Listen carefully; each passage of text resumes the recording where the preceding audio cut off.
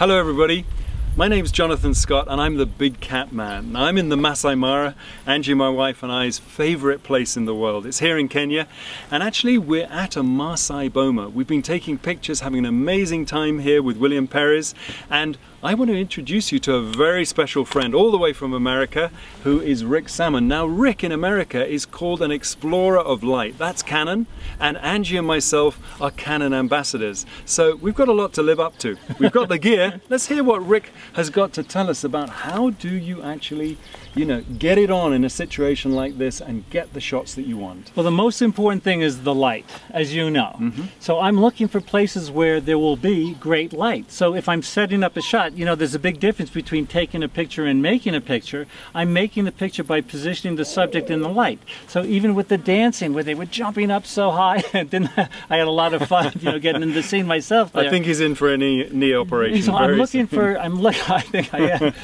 am. What I'm doing is I'm looking for that light. I'm looking for shadows. I'm looking for highlights. So when Canon talk about explorers of light, they've hit the nail on the head. We're exploring the light, for sure. It is all about light. It's all about the light. And I see over one shoulder, just in case the light ain't how you want it, right, you've got Rick Sammon's reflector. And I loved it when you were working with Susan, your wife, who's shooting this video, and actually throwing in some lovely soft light on Alex, the most handsome warrior in Maasai land. It worked a treat. Well, it filled in the shadows, and it added this beautiful golden tone. Also it can add some catch light to the subject's eyes. Right. So it's really about light, but after that it's about composition. Edward Weston said composition is the strongest way of seeing. So I'm looking for the light.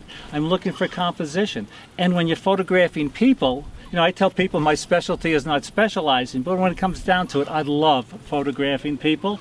Rick, what I'm just thinking is, of course, I haven't seen any flashes. Now maybe that's because you prefer to use ambient light, the light that's there, and the reflector to get a more natural look than with flash, am I right? Well, I can use a flash, but it's my last resort. I'd rather work with natural light. I could bounce the flash into the reflector to soften the light just a little bit. I have two Canon flashes in my bag there. If I had to use them, I would use them. But I love the look.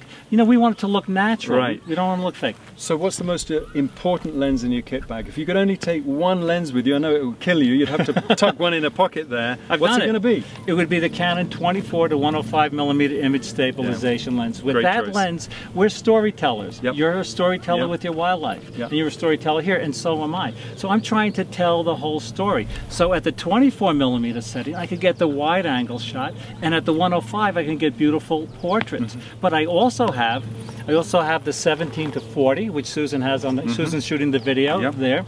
I have my 8 to 15mm fisheye. Now that is a funky lens. This is so fun. You can't just leave it at that 8 to 15. This lens is a killer. Well, you can go complete circle on a full frame Canon camera. You can get a circular effect. Just amazing what you can do. Now you can hear we've got company, we've got aeroplanes going overhead, because this is a place that visitors love to come to. And one of the things about here is, hey, this isn't just for us. Anybody can come here and enjoy this experience. But with somebody like Rick, you're going to go with great pictures. We do workshops just like Jonathan does workshops around the world. But for portraits, I also have my 70 to 200mm f4. This is smaller, lighter, and more compact than the 2.8. So for travel photography, it's great. You can see I'm self-contained. And it's all about the jacket. It's the jacket. It's so good because I don't have to put a bag down. I don't have to put a bag up. I don't have to fumble around for stuff if I want to change lenses. This big brute, which we love, the 200 to 400, fantastic for wildlife, which is our speciality. How about goats? Yeah, no, you could do that, but you probably wouldn't be using this for your people stuff, yeah? And it's actually, it's quite heavy, but I mean, amazing, when I say quite heavy, it's image stabilized, so you can't go wrong. Okay, let's wrap it up. What else is, last golden tip?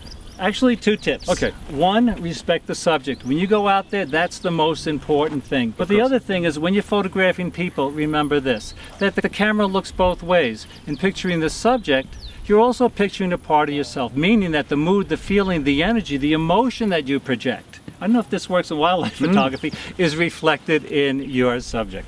Okay, so from Rick, an explorer of light, and from Jonathan Scott, the Big Cat Man, all I can leave you with is the thought of come and see Kenya and come to a Maasai cultural experience. You won't be disappointed.